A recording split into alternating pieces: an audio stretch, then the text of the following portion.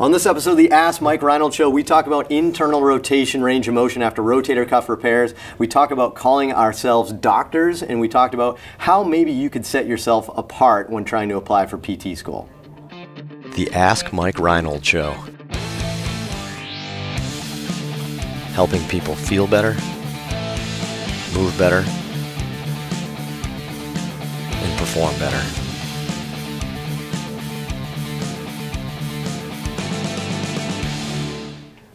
Welcome back, everybody, to the latest episode of the Ask Mike Reinold Show. I'm up at Champion PT and Performance up in Boston, Mass. Lenny Macrina here. What's up? Is here. I think we have the wide lens on today. I think you're in there pretty good. Lenny Macrina is here. Dan Pope, Dave Tilley, everybody's in the house. We got a new PT student today. So joining JoJo Koplo from Stony Brook University or college? University. What's the difference again between university and college? Somebody tweeted this. Yeah. Stony Brook University. Every single episode. JoJo Koplo is here, and we have a new student from the University of Kentucky, Travis Stepp. Ladies and gentlemen, let's give a round of applause for Travis. So speech. I don't think we don't have an official nickname, right? Like yesterday, I had an epiphany and T-Bone came out. Steppenwolf. I'm thinking Steppenwolf. I don't know if that's a bad thing. KFC. Kentucky. Fried chicken. Kentucky. Steppenwolf. Kentucky Fried Cartilage. Awesome. What? Anyway, we're here answering some awesome questions from you guys again. So we got 3 awesome questions for today. JoJo. Who's going first? This was last week. Oh, good point. That's true. So JoJo Koplo, take it away, brother. All right. Nick from Dallas. Hey, Mike and crew. We have a surgeon that insists on pushing internal rotation, passive range of motion very early in the post-op rotator cuff repair protocol to achieve behind the back mobility. I thought I read something that aggressive internal rotation can put stress on the healing repair and internal rotation range of motion. May not be the best thing to focus on early. What do you guys think? Thanks, guys. So a surgeon that's actually aggressively pushing internal rotation of the shoulder after a cuff repair after surgery. Wow. I'm shocked. You want to go first, Len? What do you think? Usually that's the last thing that they want. Usually they don't want to be aggressive at all. Just biomechanically speaking, if you think of the line of pull of the cuff, like that's probably one of the last things you want to do is put somebody into internal rotation if it's a traditional supraspinatus or infraspinatus repair, which is probably 95% of what we see, versus the subscap. Subscap, maybe it's a different story, but I wouldn't want to push that. To me, that comes eventually. That's the last thing I typically work on is the internal rotation, extension, horizontal adduction movement. So to me, it's external rotation, it's flexion, and just kind of keep the capsule mobile as much as we can through passive and active assistive movements early on in the process. And you said because the doc wants to emphasize behind the back. Yeah, I don't know what the emphasis is, but to me it's just putting the repair in jeopardy. It's got to be tucked in. Behind the back is a long-term functional limitation. That's pretty common, but for a reason, right? Yeah, because we're nervous about it a little bit. I mean, that behind the back up there. I mean, I think I wrote that article like almost 10 years ago now. It was like one of my beginning articles, like my 5 least favorite exercises, and it's that stretch, torquing your arm up your back. I mean, that's like wow. I think I just hurt myself just trying to demonstrate that. But it's such a disadvantageous position for the cuff. But what else? What do you guys think? I would just say that I mean, you got to really think about like 1-2 weeks out of a cuff repair, like why someone's limited in the first place. Like the capsule hasn't scarred down at that point. It's like very much like protective response, pain, swelling. So like if someone can't get their arm in certain positions, it's definitely not because they're stiff. Like I understand like knee extension, like we want to like stay up on it, but I don't think someone's going to have like a long-term functional deficit if you don't really crank on that in the long run. But like what if it's like their T-spine super kyphotic and stiff, right? There's no way you're going to get scapular movement backwards and then you're just going to be like really causing a lot of headaches. Right. Yeah. I'm with you guys. I feel like you're probably going to cause more problems than be helpful if you're blowing through a bunch of pain. Risk reward is not.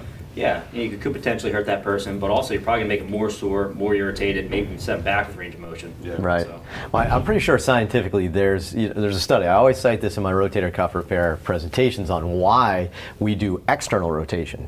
Because strain on the rotator cuff tear actually goes down with external rotation and goes up with internal rotation. So we know rotator cuff repairs, I mean, especially the larger repairs, they tend to have lower success rates, right? And those tend to be some long-term failures. And when I say failure, I don't mean functionally, I mean structural failures by MRI or ultrasound down the road. So, you know, I think aggressively pushing on that there, I think you're putting that at risk. So, I would ask for the data behind why he thinks that. Yeah, I mean, I think there's clear data showing that the strain happens with IR, you know, more than anything else. So super interesting. But anyway, so I don't know if we answered your question, but in all honesty, that's one of those ones. Don't tell anyone.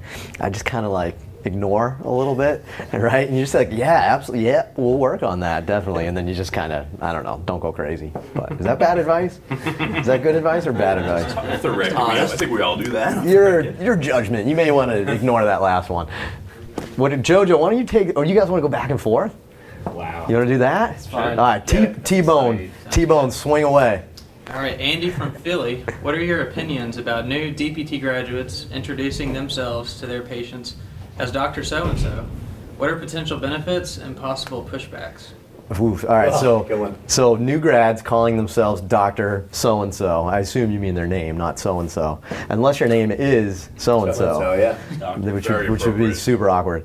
But so I think so does it matter if you call yourself by your first name or your last name? So Dr. Dave versus Dr. versus versus Dr. Tilly. Like a Sesame Street character. Well, you guys are, Len's just a master. Master Sensei Lenny. Said it all along. I'd rather be a master than a doctor. So Len's just a master, so we'll remove you from the equation. But as guys, like, you know, within their first 5 years of their careers, how do you guys feel? Well, Lenny calls me a doctor every day. Daily. Introduces me. Dr. Pope? you wear your white lab coat. I have to. I can definitely see pros and cons. I think as like a physician, a lot of times when people introduce themselves by the first name, it's good for building rapport. The other thing is that I think a lot of patients have no idea that you actually have a doctorate. So once they figure that out, it's like, whoa, you're actually a doctor. That's crazy. So I think there's pros and cons. You want to build rapport, but I think it's also helpful if people know that you have the education, because sometimes people just are a little ignorant of that. They don't know that we went through a lot of schooling. So I would say at the end of the day, there's pros and cons. I don't personally do it myself, but I think it could be something that's beneficial. Yeah, I agree. I think that Dan's point is probably the biggest one that I have, is that I think patients, it's good for them to be educated about like the schooling we've done and the title and stuff, but I also play devil's advocate because I really just think that you should show someone that like you're knowledgeable by helping them a lot and like make them get better and not being like, well, I'm a doctor, so you should listen to whatever I say. I think that it's like, I don't know, it kind of throws egos around a little bit. So I err on the side of not saying it, but then like, you know, business cards and stuff like that, maybe have it like other ways to promote yourself. That's a good way of saying it. I like that. Jojo, T-Bone, what do you guys think? I've been in the clinic where patients don't know how much education that we've gone through this far, and I think that, you know, it's important to have that education. I don't think we should go around flaunting it. Yeah, I think that's important. Yeah, there's a way to. That's a good point. Like, there's a way to deliver it. Maybe. What are they telling you to do in school, Joe? Yeah, I mean, I'm with Travis on that. It's definitely interesting. I actually read someone who's actually put it into practice. I guess in certain cases, maybe especially as a new grad, might help with buy-in for certain patients. I wouldn't say it's all. So you kind of have to read your patient and know, like, is this going to help them buy in? But at the same time, you know, I think I like how you guys do it here. You know, it's just first name basis. You know, you're not going to school for the name or the title. You're doing it for what you're doing in the practice. So, yeah. You know. Yeah. I on it personally, I think it's I don't call myself by a doctor. Like, it's on my business card, probably, I guess. I mean, I guess it's just DPT. Yeah. You know, I think people have like a way of finding that out. Like, you can see my bio on my website and stuff. I don't go for it, but I think maybe it matters on your patient population a little bit. Like, I want to connect with my guys. We have a ton of athletes, a little bit more of like a training room type vibe. If I'm Dr. Reinold, I just think that's too sterile for that patient population. I think they buy in more than a Mike, and I think if I was Dr. Mike, that'd just be creepy.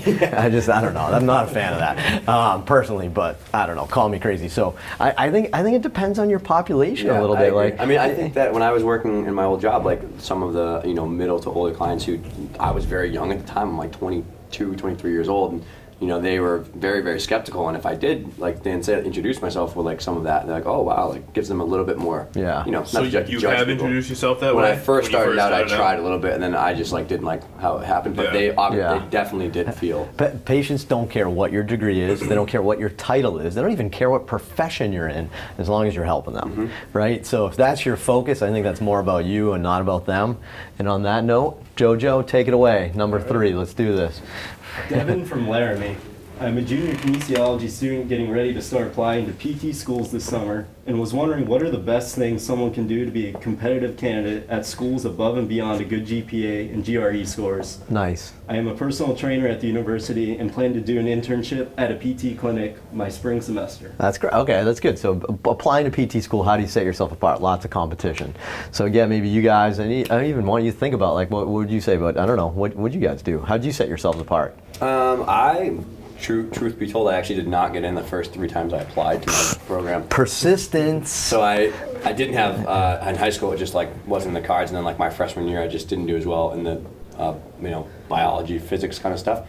And then I just took the classes and then like did well enough, but I think that I was well-rounded. I wasn't just like an only academic. I had sports, I had some other background stuff, I had some other things I had done. I think a lot of schools are realizing that to be good in the profession, you can't just be an academic, book studying, crushing all your tests. You have to communicate with people. You have to be able to, like, you know, spread your time out and know what's valuable to continuing education. So I think more teachers that I have talked to have said that they kind of try to find people who are good academic, but also like good personal soft skills. Yeah, so well-rounded. You want to see on your resume that you've done activities where it's clear you need good communication skills.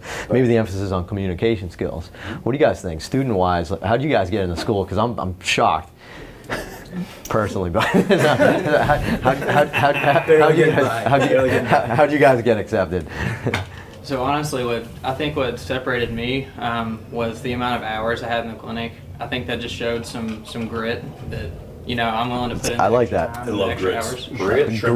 Grit. So that's I don't like every grit. school looks for different things, but I think that was sort of my way of going about things. If you're gonna put that much butter and salt and pepper on why I something, like you don't like grits. Lobster, too. Anyway, Joe, how about you? How'd you get in? Yeah, I mean, I think Travis is right. I think grit's a part of it, and, you know, showing, you know, that you have a commitment to learning. You know, this is like Do you put something bacon you truly want in to your do. grits? I don't. I put bacon in my Brussels sprouts. On that note, bacon is bacon.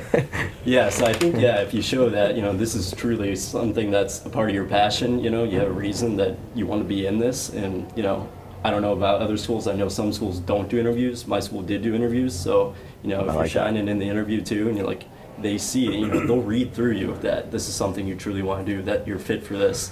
So if you have those components, you know. Awesome. Yeah, I think that nailed it really well. And I actually, you know, other than Travis's use of the word grit, I think the hours. I think the hours is huge, right? I mean, if you're looking at an applicant that's actually, you know, didn't just do those like, you know, those fake 20 hours that you need, like, and you actually said, no, I worked there for like 2 summers in a row because I'm passionate about that. I think that pops. So, anyway, thanks so much, guys. Another great episode. Some awesome questions. Go to MikeReinold.com and click on the podcast link and ask us more great questions. PT, fitness, sports performance, business, baseball, gymnastics, CrossFit, whatever you guys want to talk about. Ask us some great questions. There's some good ones. And head to iTunes and rate and review us. We'd really appreciate that. And we'll see you on the next episode.